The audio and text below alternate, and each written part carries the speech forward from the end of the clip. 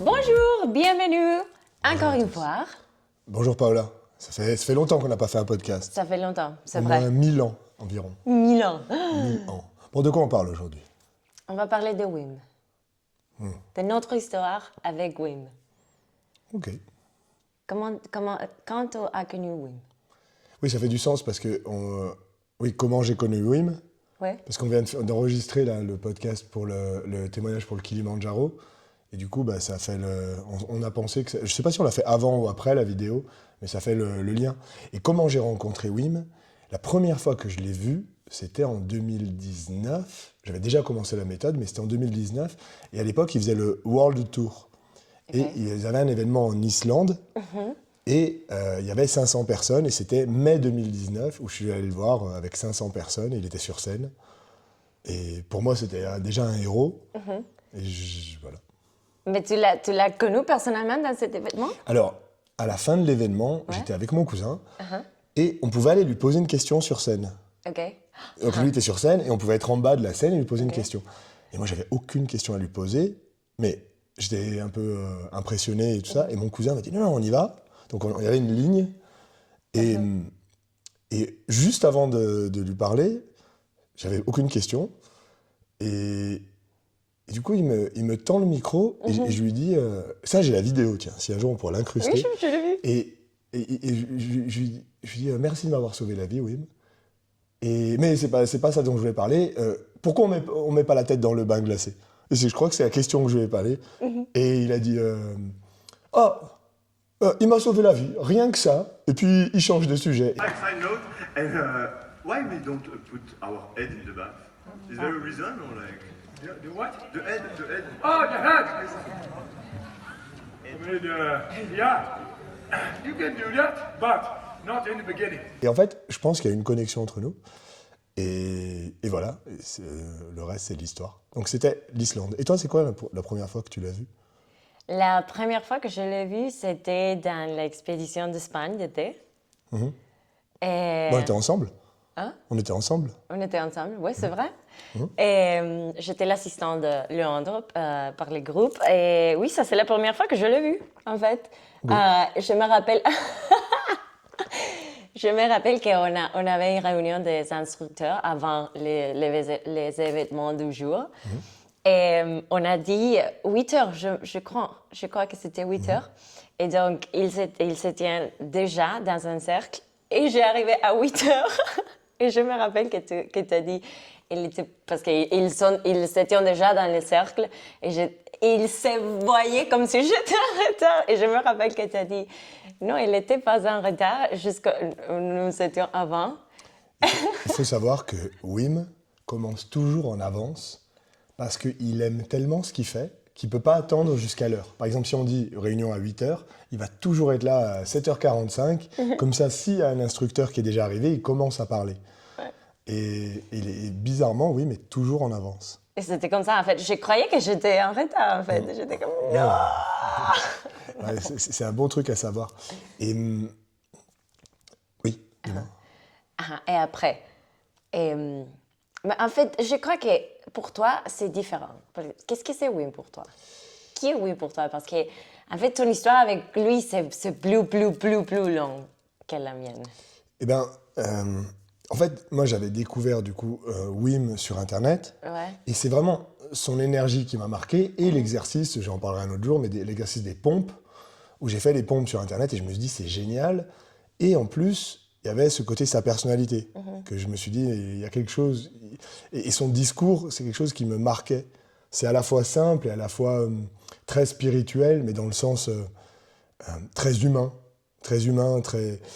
Et je voulais absolument le rencontrer. Et comme c'est quelque chose qui m'a sauvé la vie, littéralement, j'avais booké toutes les expéditions de Wim. Donc il y avait l'Islande, mais il y avait aussi l'Espagne en tant que participant, la Thaïlande et la Pologne.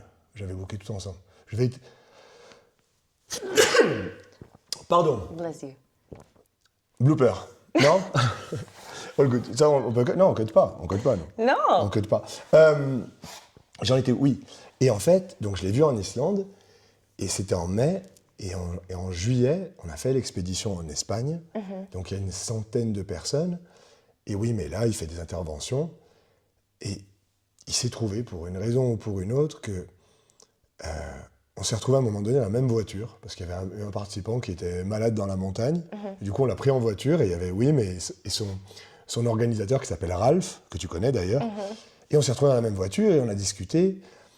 Et on avait déjà eu des connexions pendant l'expédition, où souvent il m'interpellait, je voyais qu'il y avait quelque chose. Et quand on est revenu, il m'a demandé d'aller boire une bière avec lui. À l'époque, il buvait de la bière, maintenant il a arrêté.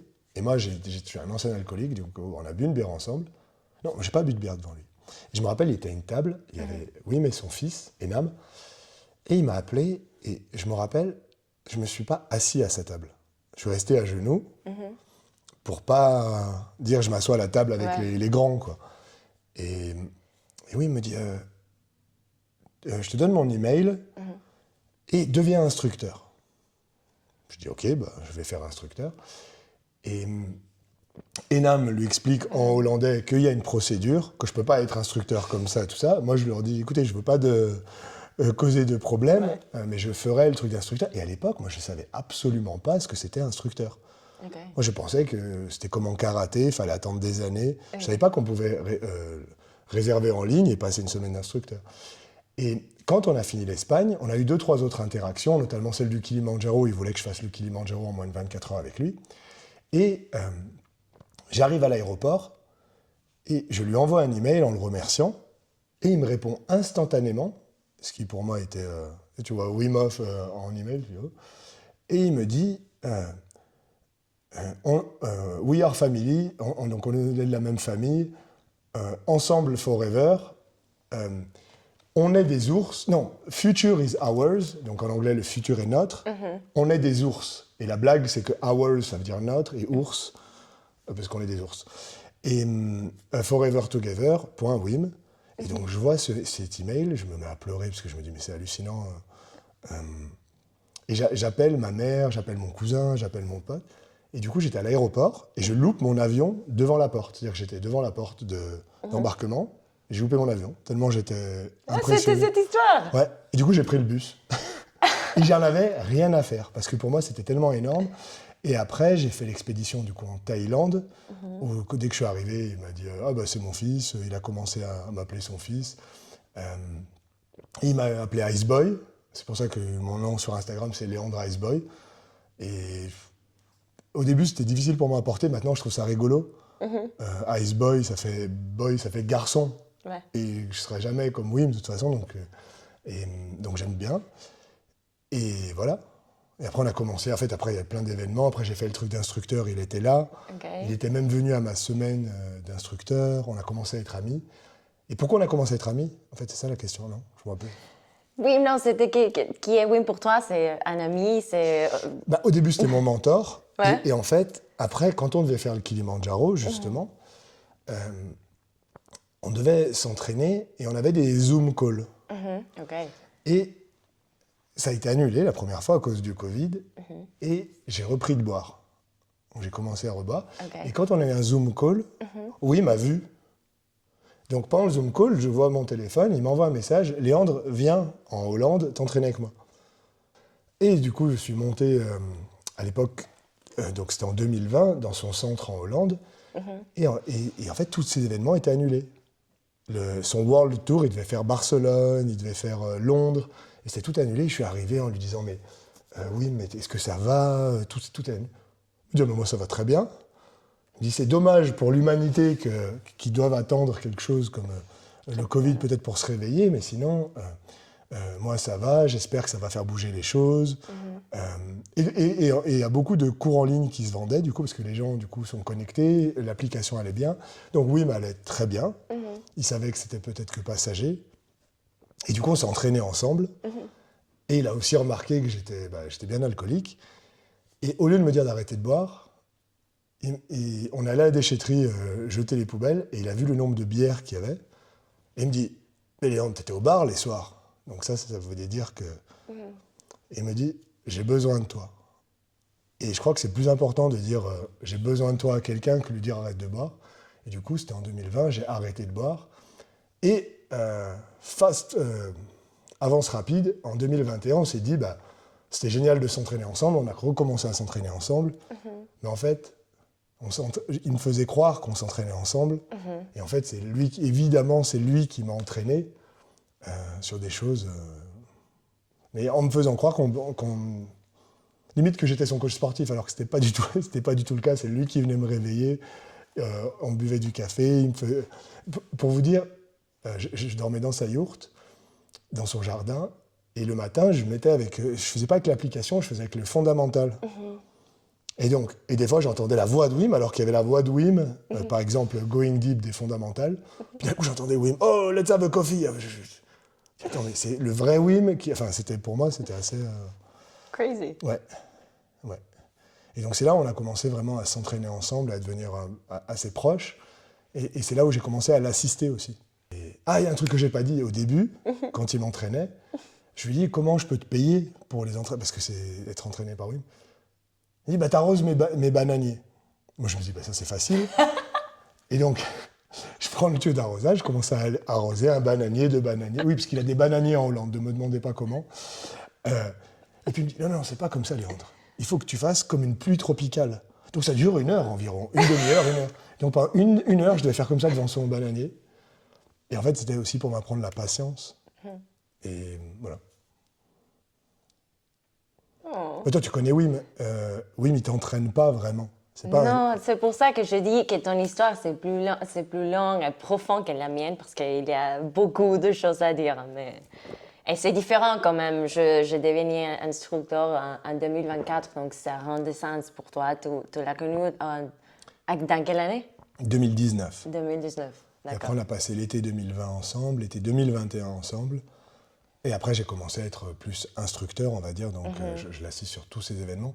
Mais toi, tu l'as quand même vu en Espagne. Oui. Tu l'as vu en Suède. Je l'ai vu en Espagne, en Suède. Et Ici, en Grèce. En Grèce. Et à Astrou. En Hollande. Et d'ailleurs, c'est pour ça que j'ai plus de voix, parce qu'on était ensemble à Stroe, donc c'est son centre en Hollande. Et j'ai pas mal crié.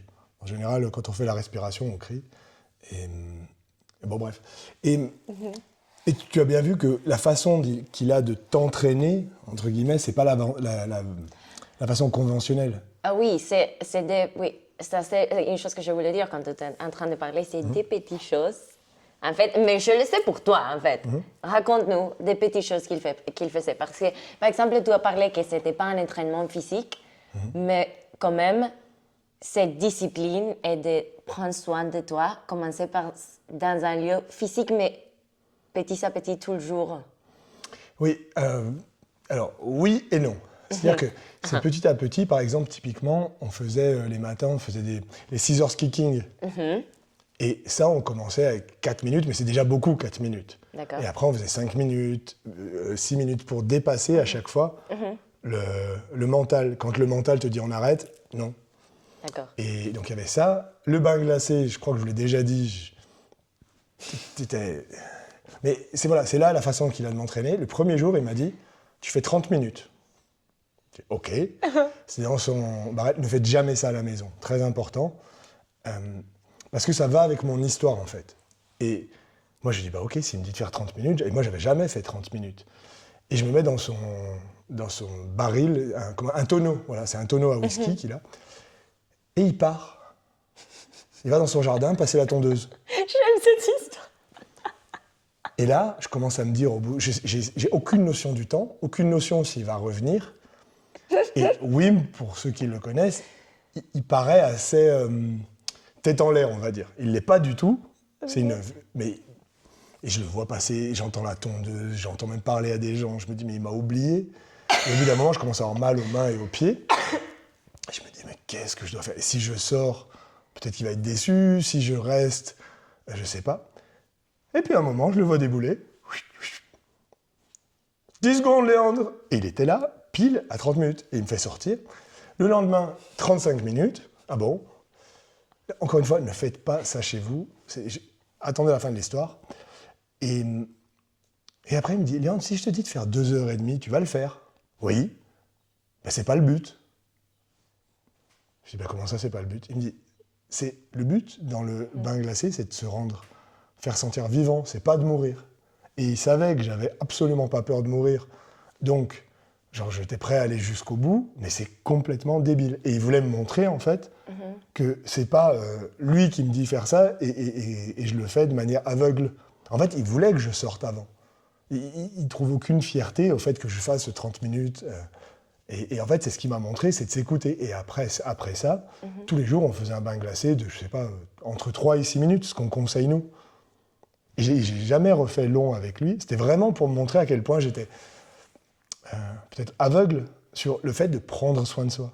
Ouais. Sur les exercices physiques, on y allait fort, Ouais. mais ça reste quelque chose, on se fait pas mal. Tu vois, tu as mal aux abdos à la fin. Le bain glacé, si tu restes trop, t'es vraiment pas bon. Ouais. Et en fait, c'était ça. Mais ça, tu le comprends des mois plus tard. C'est subtil, C'est des subtil. petites choses. Oui. Et aussi, il t'a confronté avec ta tête, parce que dans un moment-là, tu étais beaucoup dans ta tête, Oui. en disant, est-ce que Oui. je dois sortir, est-ce que je reste, est-ce que j'ai oublié de moi, est-ce que... Quand tu es dans le bain glacé, c'est pas d'être dans ta tête et les pansements. Oui.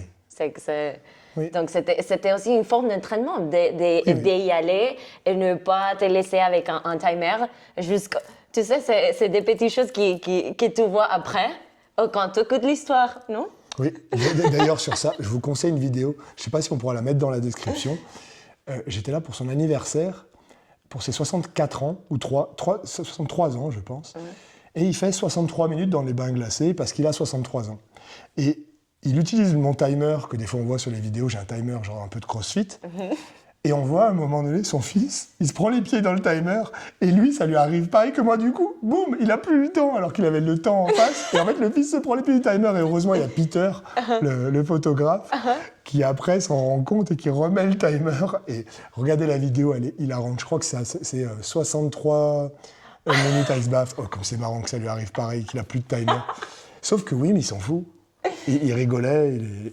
Mais quand même, tu as parlé d'une autre histoire qu'il est bien sûr tout le temps dans sa tête. Quand tu as parlé de 10 minutes, 11 minutes. Oui, après, j'ai commencé à l'assister. Je l'ai assisté plus, je sais pas, 40, 50 fois. On a fait des week-ends en Hollande. Et au bout d'un moment, tu commences à en avoir pas marre, mais bon.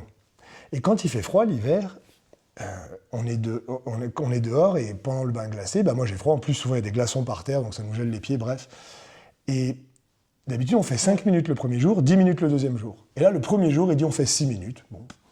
Et le deuxième jour je lui dis on fait 10 minutes. Il me dit non, 11. Je dis pourquoi? Il dit parce qu'on est au numéro 11 de la rue.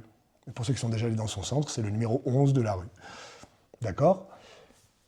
Et il y a 6 groupes qui doivent passer. Donc moi ça me fait 6 minutes en plus à rester dehors. Et en plus, il faut réchauffer plus longtemps. Donc, le premier groupe rentre. Oui, il me rentre toujours dans le premier groupe. Je mets mon timer sur 10 minutes. Je me dis, à 10 minutes, souvent, on fait 5, 4. Il me regarde, il me fait 11 minutes, j'ai dit. Je dis, mais comment il sait?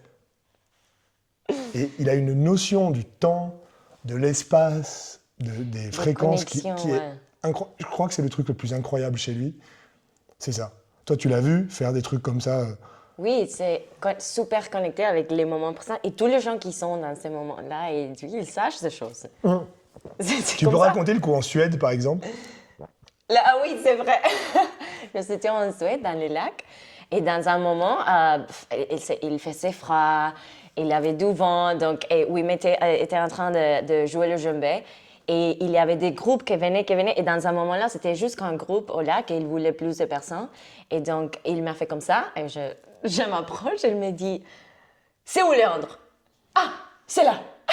Il l'a vu dans un moment instantané parce que Léandre, c'était là. C'était en train de gérer une chose avec les bus. Et c'était en train de marcher vers les bus. Mais il l'a vu dans 1 seconde. Ah, c'est là. Dis-lui que... Et c'était le seul moment où j'étais pas avec lui en train de coordonner les groupes, parce qu'on était 200. Ouais. Et j'étais dans un chemin, et je devais être à, je sais pas, 50 mètres, et entre 2 arbres, en train de prendre une vidéo, en me disant c'est trop joli. Et il arrive à me repérer comment il fait. On sait pas. Et c'est comme s'il scannait, et il me repère, bam. Non, mais c'était comme ça. Il a scanné. Ah, là. Dis-lui que... Et sur ça, c'est des choses, je sais que ça paraît incroyable, mais je pense qu'avec toutes ces années d'entraînement, il a une connexion et une intuition qui est exceptionnelle. Et je crois que c'est un des trucs aussi qui a été une sorte d'entraînement, c'est le fait de voir, comment dire, c'est la première fois que je voyais des choses qui étaient ésotériques, qui paraissent supernaturelles. Alors qu'en fait, supernaturel, c'est naturel. Oui, c'est très naturel. Mais quand la première fois, moi, je croyais en rien. J'ai été joueur de poker, donc j'étais très rationnel, les chiffres, les probabilités. Et quand tu vois des choses où tu te dis, mais attends, il y a combien de probabilités qui... Et non, c'est pas des probabilités, c'est de l'intuition. C'est comme il revient tellement dans son corps que c'est comme un animal. Les animaux... Comme un animal. Les animaux sages quand il va... Oui, c'est exact. De la pluie, comment dire, l'orage. Oui, c'est exactement ça. Il y a une autre anecdote comme ça où c'était en Pologne, une des premières fois où je l'ai assisté. Il me dit, Léandre, après la respiration, c'était pas la première fois que je l'ai assisté d'ailleurs, mais on s'en fout. Il me dit, après la respiration, on fait un grand cercle et on fait tous du Horstens dans la neige pieds nus. Je dis, oui, mais il n'y a pas de neige. Il me regarde, si, ok. Donc, je ne vais pas l'annoncer aux gens parce qu'ils vont me dire, mais il n'y a pas de neige, Léandre. On fait la respiration, il se met à neiger, on sort, Horstens. Je dis, mais c'est pas possible, mais comment il sait? Et c'est pas, Wim, c'est pas quelqu'un qui va aller regarder sur son météo. Je dis, mais comment il sait? Ça paraît irréel, en fait. Alors que c'est très réel, mais je suis sûr que chacun de vous a déjà connu des situations comme ça, où vous avez une intuition, et en fait, vous tombez juste. Et ben, lui, c'est ça, mais quasiment en permanence. Et ça, que c'est très important, peut-être nous avons cette intuition et on la silence. Oui. On n'a pas prêt d'attention, on n'a pas le fait d'attention. Il est là, elle est là, mais toujours, on la met en silence. Donc, dans un moment-là, il arrête de parler. Elle arrête de parler. Et il a aussi cette faculté, justement, à vous dire des phrases qui, peut-être des années après, vous dites « Ah, c'était ça ». Et c'est pour ça qu'en fait, son entraînement, quand on me dit « Mais comment il t'a entraîné ?» En fait, je ne peux pas dire une chose. Oui, donc il y avait les scissors kicking, il y avait des fois on a respiré, mais les rares fois on a respiré, c'est parce que je m'étais fait mal. Et donc on faisait des longues respirations. Et quand je dis longue, c'est très très longue, genre 1 heure et demie, où je commence à voir des visages. Je me dis, wow. Et puis quand on finit, ah, c'était bien, Léandre. Allez, on va boire un café. Et t'es là, tu te dis, ok. Et en fait, maintenant, je comprends ce qu'il voulait me faire faire. C'est bien la respiration, la spiritualité. Mais en fait, il faut aussi être dans le... Si on parle de chakra, par exemple, il faut aussi être dans l'action, le chakra racine. Et c'est bien de voir des couleurs dans la tête. Mais si on ne les met pas au service de la vie, ça ne sert à rien au final. Et en gros, c'est un peu, je ne vais pas rester perché. Et Wim est capable d'aller très loin dans le spirituel. Mais pour lui, le spirituel, c'est aussi, allez, on va boire un café, on va faire le jardin, on va appeler les gens, on va organiser un événement, on va changer le monde. Et ça m'a appris à faire ce transfert. C'est pour ça que dans les événements, des fois, je vais respirer. Et après, je vais quand même penser à l'organisation du centre. Et ça, c'est un enseignement que tu vois qu'après. C'est pareil, il me faisait faire, par exemple, sur la méditation, on buvait café, et on allait sur Instagram. Donc, ça accélère le cerveau. Et d'un coup, guitare, tan, tan, tan, pour 1 heure. Et il ne te prévient pas. Et la première 10 minutes, tu te dis, mais tu as ton cerveau qui va super vite, tu as l'impression que tu as un cheval de course dans ton cerveau. Tu te dis, mais ça va... Et en fait, à la fin, tu arrives à calmer ton esprit. Et en fait, c'est facile de méditer quand tu es déjà bien. Alors que lui, il me faisait méditer, limite sur un rond-point. Et c'est pour m'apprendre justement à quand c'est le chaos. Et regarde, en Suède, on était 200. Et ben, c'est là où, en fait, où il faut arriver à être précis. Oui, c'est un trait. C'est comme l'iceberg, en fait. C'est comme le bain glacé. Oui. Oui, c'est exactement ça. Parce qu'au début, les bains glacés, j'y arrivais bien à faire long quand j'étais connecté. Mais s'il y avait des gens, je me déconnectais. Alors que lui, t'as vu, il fait l'imbécile, il prend même des photos, il sort, il rentre. Et en fait, il garde cette connexion. Ce qu'il appelle l'interoception, d'ailleurs. Et pour ça, il s'est littéralement entraîné à méditer, comme je dis, sur un rond-point, mais littéralement. Oui, c'est subtilement. C'est super subtil. Et dans les trucs comme ça, j'en ai tellement que... Le centre, il savait d'avant, il me l'avait dit. Je te montrerai, j'ai une vidéo, on est dans le sauna. France, danse, fromage, baguette, du beurre, le matin, café au lait, dans la campagne. Voilà pourquoi je l'aime, France. À côté d'un fleuve, un moulin, avec le lot qui court. Bon, on n'a pas de moulin, mais... Mais il me dit, il y aura une rivière, une maison... Pas encore. Oui, mais je te montrerai. C'est un coup même, je ne sais pas si on peut l'incruster, mais ça, je sais pas. Enfin bon, bref. Ouais. Et que des trucs comme ça sur... il m'a dit, par exemple, aussi que de parler devant la caméra, c'est quelque chose que je me cachais. Et il m'a dit, non, tu parles devant la caméra parce qu'un jour, tu vas parler devant des milliers de personnes. Ben, là, il y a 2 ans, j'étais devant 4000 personnes et j'ai dû parler et je le regardais. Je me disais, mais comment il sait? Et je pense qu'il y a une partie, c'est qu'il sait, et une partie, c'est qu'il y croit tellement que... Oui, qu'en peut-être. fait, ça finit par arriver, quoi. Oui, peut-être. Oui, 100%. Ouais. Et c'est un peu ce qu'il dit de faire tous les jours. D'accord. Un peu, tous les jours un peu, tous les jours un peu, et qu'à la fin, ça fait un... Il dit une goutte tous les jours, à la fin, ça fait un tsunami. Et je crois, le dernier truc, mais ça, je crois, je l'ai déjà dit dans un autre podcast, c'est qu'il m'a dit de travailler sur la souplesse, Qu'est-ce que c'est la la souplesse? flexibility. D'accord. Et il m'a fait enregistrer une vidéo, et c'est ce qu'on fait maintenant tous les jours. Et quand je m'y tiens, ben, j'ai plus mal au dos, j'ai les hanches qui s'ouvrent, là, j'ai presque le grand écart. Et en fait, il m'avait fait enregistrer la vidéo, et en fait, ben, c'était pour que je la regarde tous les jours. Et il me dit que j'ai les... Enfin, sans me le dire, en fait, il le mentionne, que c'est bien de s'entraîner, de faire des étirements, tout ça, pour enlever, il dit, les résidus chimiques, je crois, je sais pas comment on dit en français, mais du bas du dos. Et c'est vrai que je suis coincé en bas du dos assez souvent. Et c'est pareil, c'est des trucs qu'il sait, mais au lieu de me... C'est ça, en fait, un vrai, entre guillemets, maître. C'est comme au karaté, c'est des phrases d'inspiration, et après, il te montre, et c'est à toi de suivre. Il te dit pas ce qu'il faut faire.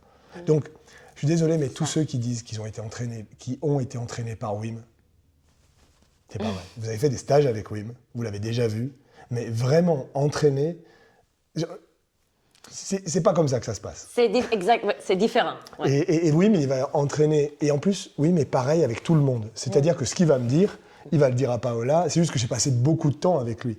Mais au final, quand on est, nous, les instructeurs avec lui, il va nous dire des phrases comme ça. Et après, c'est à nous. Est-ce qu'on va les entendre ou pas? Ou est-ce qu'on va être sur notre téléphone et croire qu'on sait déjà parce qu'on a déjà entendu son discours? Est-ce qu'un maître de karaté qui tous les jours te dit la même phrase pour que tu fasses un meilleur coup de pied, est-ce qu'on dirait « Ah oui, je sais déjà ce qu'il va me dire ». Non, tu y vas, tu refais le même coup de pied, tu t'imprègnes de la philosophie et à force, ça finit par s'imprégner en toi. Et au final, c'est ce qui s'est passé. Je ne sais pas combien maintenant d'événements... Je dois être à plus d'une centaine d'événements avec Wim, sans parler du temps que j'ai passé avec lui. Et il y a encore des choses, à chaque fois, j'apprends et j'écoute. Et je suis content parce que maintenant, j'ai des amis comme Paola, comme Stacha, comme Pierrot qui le connaissent. Et du coup, ils se rendent compte de ce que je voulais dire. Que c'est pas, il n'y a pas un moment où « Ah, c'est bon, j'ai compris ce qu'il a dit, je peux... » Allez, c'est bon. Allez, c'est bon. Et c'est pour ça que je trouve ça vraiment dommage, mais ça, c'est que mon avis. Toutes les personnes qui disent, qui arrêtent, et chacun fait ce qu'il veut encore une fois, mais qui disent « On va au-delà de la méthode Wim Hof ». Et non, parce que j'apprends encore tous les jours de Wim. Tous les jours. Et chaque fois qu'on va le voir, j'apprends de lui.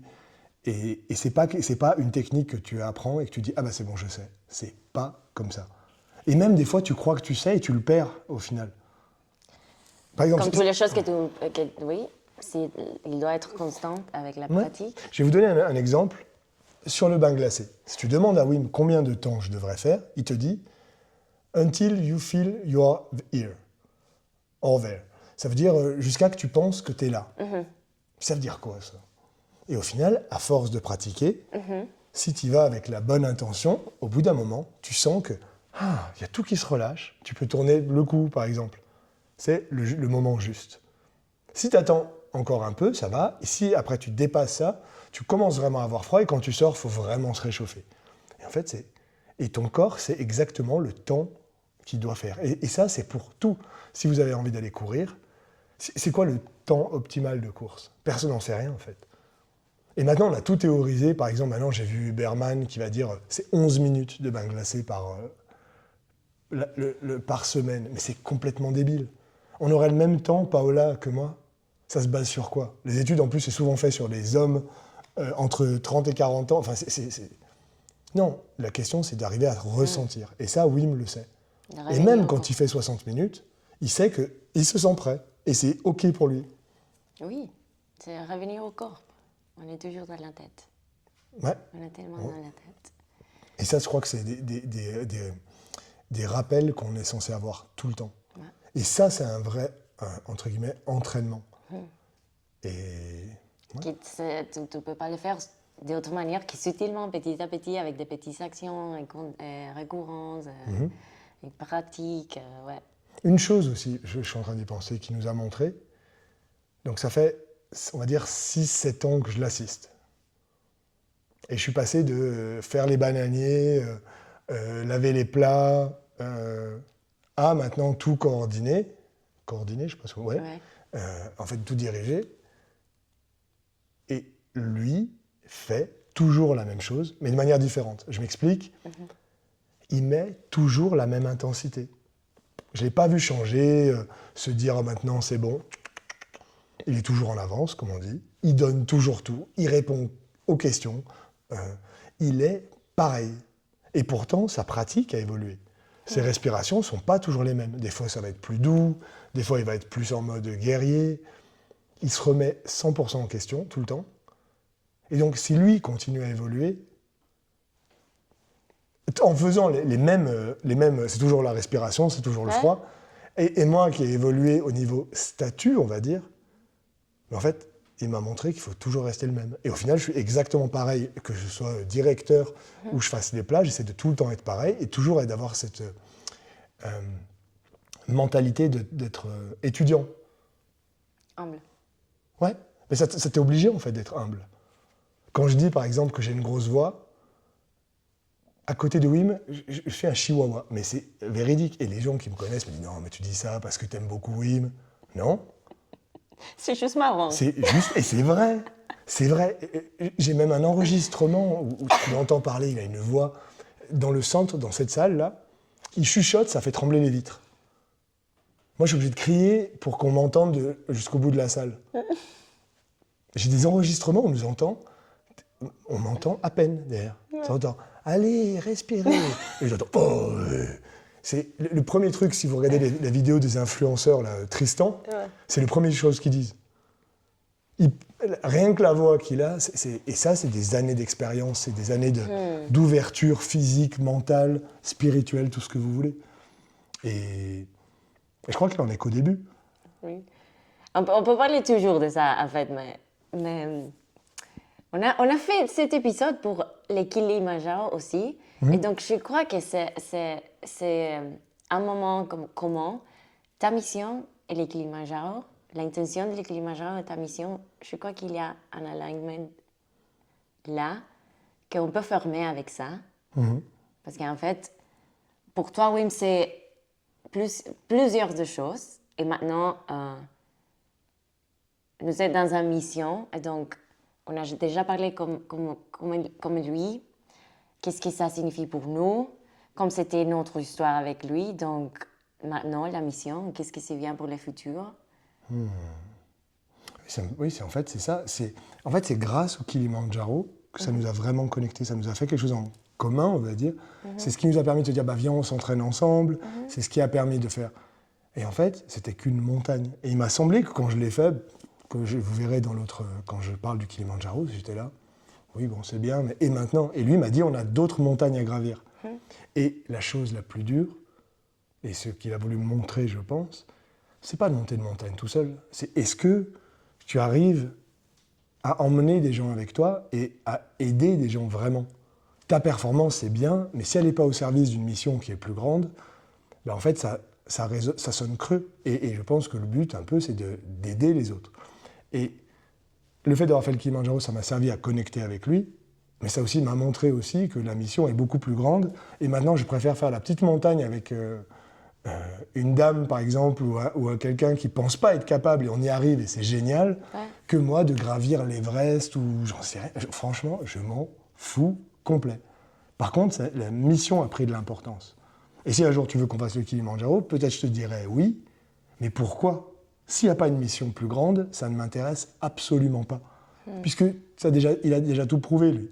Il l'a prouvé avec les marqueurs sanguins, il a montré ce qu'on pouvait faire, il a déjà ouvert la voie.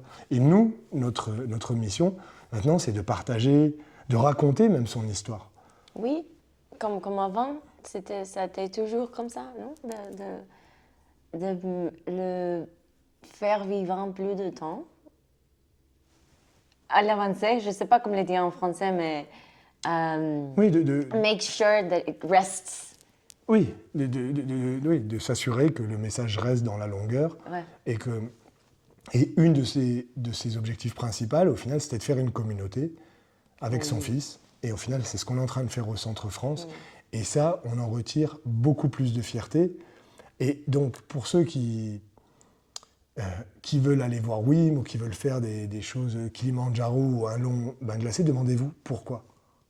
Pourquoi? Si c'est juste pour la performance, ça ne sert à rien, je pense. Si c'est pour aller visiter quelque chose, une part de vous, vous n'êtes pas sûr, bah oui, à ce moment-là, faites-le.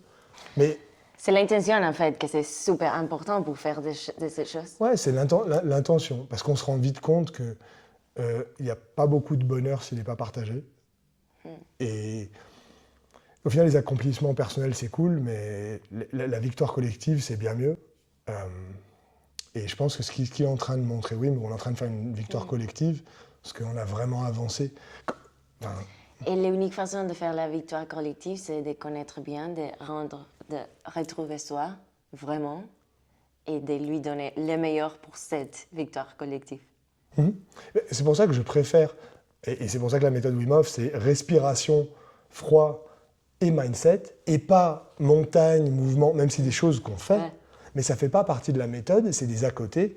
Pourquoi? Parce qu'on veut que ça soit accessible à tout le monde. Et là, on vient de faire un week-end... Ah non, ça c'est pour les actualités. Mais on se connecte autour du bain glacé, et le bain glacé est un connecteur. Et tout le monde peut faire un bain glacé, la respiration, tout le monde peut le faire. La montagne, peut-être qu'il n'y a pas tout le monde qui peut le faire. Et on passerait à côté de super belles histoires. C'est tout?